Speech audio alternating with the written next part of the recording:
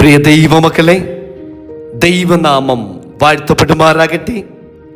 പിതാവിൻ്റെയും പുത്രൻ്റെയും പരിശുദ്ധാത്മാവിൻ്റെയും നാമത്തിൽ എല്ലാവർക്കും സ്നേഹവന്ദനം അറിയിക്കുകയാണ്.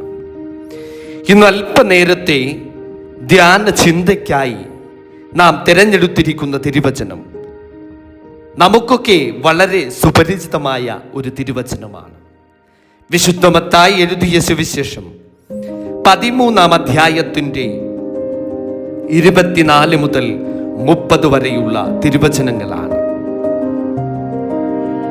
ഗോതമ്പും കളയും ദൈവത്തിൻ്റെ സഹിഷ്ണുതയും നമ്മുടെ ദൈവ വിളിയും എന്ന വിഷയത്തെക്കുറിച്ച് നമുക്ക് ധ്യാനിക്കുകയും പഠിക്കുകയും പ്രാർത്ഥിക്കുകയും ചെയ്യാം. യേശുക്രിസ്തു പറഞ്ഞ ഗോതമ്പും കളയും എന്ന ഉപമയെ ആസ്പദമാക്കി ജീവിതത്തിലെ പരീക്ഷണങ്ങൾ, മനുഷ്യബന്ധങ്ങളിലെ വേദനകൾ, സഭയിലും സമൂഹത്തിലും കാണുന്ന അശുദ്ധികൾ എന്നിവയെ ദൈവദൃഷ്ടിയിൽ എങ്ങനെ കാണണം എന്നതിനെ കുറിച്ചുള്ള ഒരാഴത്തിലുള്ള പഠനമാണ് ഇന്നത്തെ നമ്മുടെ ധ്യാന സന്ദേശം. ദൈവത്തിൻ്റെ സഹിഷ്ണുത, കാത്തിരിപ്പ്, അന്ത്യ ന്യായത്തിലെ നീതി. നമ്മൾ ജീവിതത്തിൽ വിചാരണക്കാരൻ വളരുന്ന ഗോതമ്പ് മണികളാകുക. ദൈവവിളി, ഇവയെല്ലാം ഈ സന്ദേശത്തിലൂടെ നമുക്ക് ധ്യാനിക്കുകയും പ്രാർത്ഥിക്കുകയും ചെയ്യാം.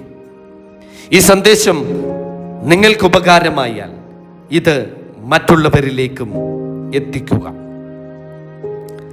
പ്രിയ ദൈവമക്കളെ, നമ്മുടെ ജീവിതത്തിൽ വളരെ ആഴത്തിൽ സ്പർശിക്കുന്ന യേശുവിൻ്റെ ഒരു ഉപമയാണ് ഗോതമ്പും കളയും. കർത്താവേ, ഈ നിമിഷം ഞങ്ങളുടെ ഹൃദയം തുറക്കുവാൻ ഞങ്ങളെ അവിടുന്ന് ഒന്ന് സഹായിക്കണമേ. നിന്റെ വചനം ഞങ്ങളുടെ ഉള്ളിൽ ഒരു വിത്തായി വീണ് നല്ല ഫലം തരുന്ന ഗോതമ്പ് മണികളാകുവാൻ തമ്പുരാനെ അടിയങ്ങൾക്ക് കൃപ ചെയ്യുമാറാകണമേ. ആമേൻ. നമുക്ക് ആദ്യം വചനത്തിൻ്റെ പശ്ചാത്തലം എന്തെന്ന് ഒന്നറിയാം.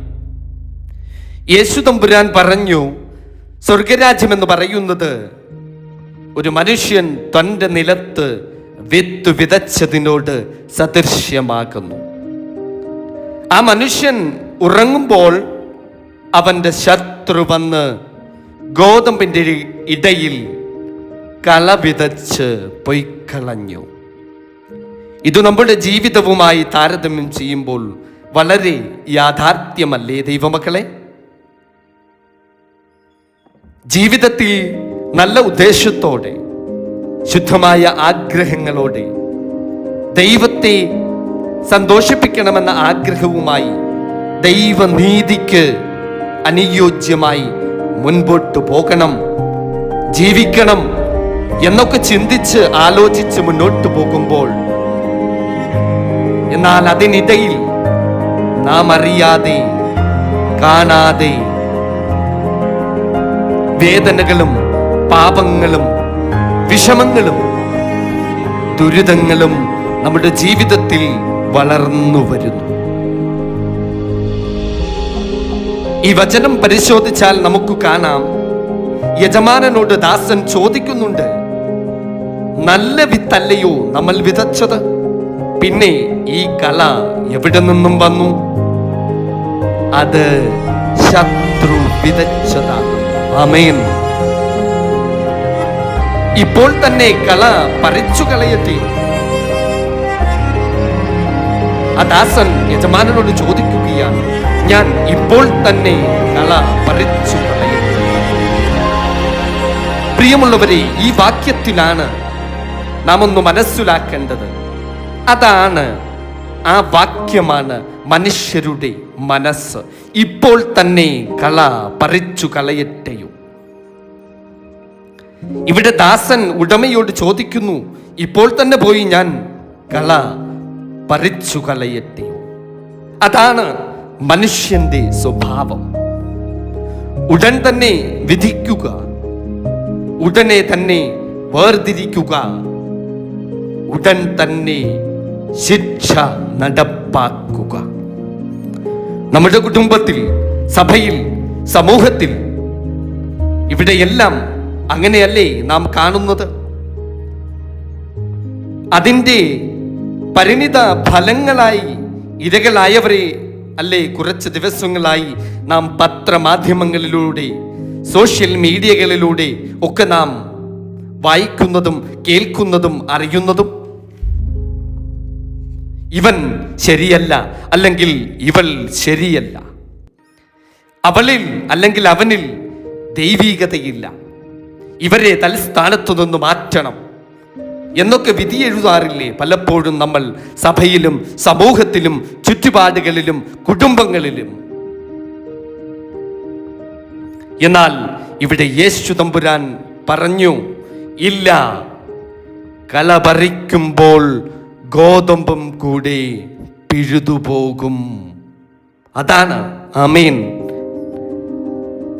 കള പറിക്കുമ്പോൾ ഗോതമ്പും കൂടെ പിഴുതുപോകും. അതാണ് ദൈവത്തിന്റെ സഹിഷ്ണുത. ദൈവം ധീരതയില്ലാത്തവനല്ല, ദൈവം തിടുക്കക്കാരനല്ല എന്നതാണ് സത്യം. നമ്മൾ ഒരാളെ ഉപേക്ഷിക്കുമ്പോൾ ദൈവം അവനെ അല്ലെങ്കിൽ അവളെ കാത്തിരിക്കുന്നു. പ്രിയ ദൈവം, നമ്മൾ ഒരാളെ എഴുതി തള്ളുമ്പോൾ ദൈവം അവനെ മാറ്റുവാൻ സമയം നൽകും. ഒരുപക്ഷെ ഇന്ന് കളകളായി തോന്നുന്നവർ നാളെയുടെ നല്ല ഗോതമ്പ് മണികളായി മാറും. ഒരുപക്ഷെ നമ്മുടെ ഉള്ളിലെ കള ദൈവത്തിന്റെ കൃപാകടാക്ഷരങ്ങളാൽ ശുദ്ധീകരിക്കപ്പെടുവാൻ കാത്തിരിക്കുക. കൊയ്ത്തുകാലത്ത് അത് ദൈവത്തിന്റെ ഒരു നീതിയുണ്ടാവും. യേശു തമ്പുരാൻ പറഞ്ഞു, കൊയ്ത്തുകാലത്ത് ഞാൻ കൽപ്പിക്കും, മുൻപേ കളകൾ പറിച്ചുകൂട്ടി തീയിലിട്ട് ചുട്ടുകളയേണ്ടതിന്. ആദ്യം അവിടെ കളകളാണ് പറിക്കുന്നത്, പിന്നെ ഗോതമ്പ് എന്റെ കളപ്പുരയിൽ കൂട്ടിവെക്കുമെന്നാണ്. അമീൻ, സ്തോത്രം, ഹല്ലേലൂയ. ന്യായവിധി അത് നമ്മുടെ കയ്യിലല്ല, അത് ദൈവത്തിന്റെ കയ്യിലാണ്. ദൈവം നീതിമാനാണ്, അവനൊന്നും മറക്കുന്നില്ല, അവനൊന്നും ഒരിക്കലും തെറ്റായി വിധിക്കുകയുമില്ല. ആയതിനാൽ നാം ഒരിക്കലും കൊയ്യുന്നവരാകുകയല്ല, അങ്ങനെയല്ല വേണ്ടത്. വളരുന്ന നല്ല ഒരു പിടി ഗോതമ്പ് മണികളാകുക.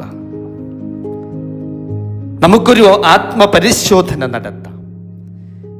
ഞാൻ ആരെയെങ്കിലും കളകളായി കാണുന്നുണ്ടോ? ദൈവം ഇപ്പോഴും ക്ഷമിക്കുന്ന ഒരാളെ ഞാൻ വിധിച്ചിട്ടുണ്ടോ? എൻ്റെ ഉള്ളിൽ വളരുന്ന കളകൾ എന്തൊക്കെയാണ്? അവ ഏതൊക്കെയാണ്?